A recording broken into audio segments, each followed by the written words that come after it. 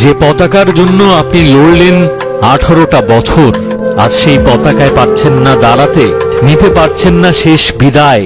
এক জীবনে এর চাইতে বড় আক্ষেপ কিংবা বেদনা আর কি কিছু হতে পারে?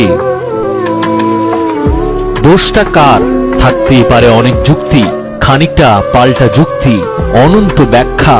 তর্কযুক্তি মেনে যদি ধরেও নেই সব দোষ সাকিবেরই, তবু এখন থেকে বহু বছর পরে যখন এই ইতিহাসটা ক্রিকেটার সাকিবকে মনে রাখার মতো একটা গুড বাই না বলতে পারার প্রেক্ষাপটটা আসবে সামনে, আক্ষেপ কি হারিয়ে যাওয়া শৈশবের মতো বুকের বাম দিকে মোচড় দেবে না একটু?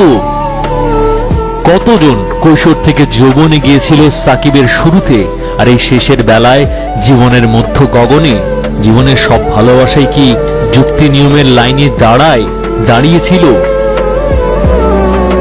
বিদায়টা রূপকথার মতো না হলেও ক্যারিয়ারটা তো তাই ছিল।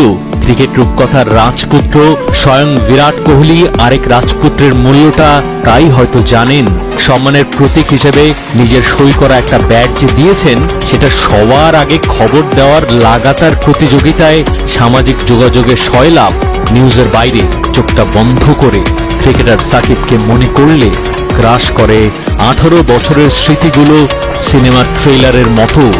বিরাট কেন, বাংলাদেশ কেন সাকিবকে পিঠ চাপড়ে দিতে পারল না? সাকিব কেন বলার সুযোগ করে দিলেন না ওয়েল ডান, অনন্ত শ্রদ্ধা, আপনাকে অনেক অনেক সম্মান?